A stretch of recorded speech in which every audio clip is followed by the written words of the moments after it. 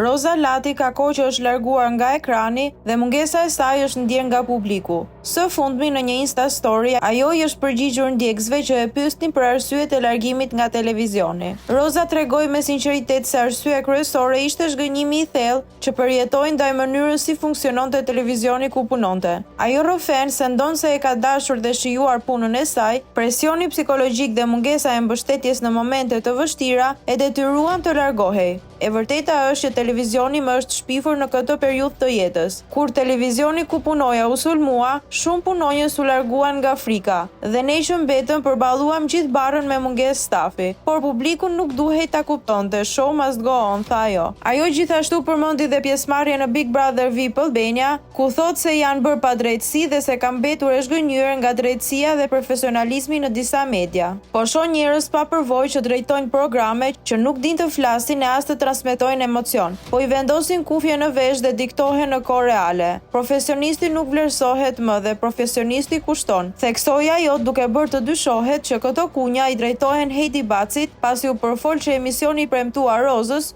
ju dha asaj në momentin e fundit.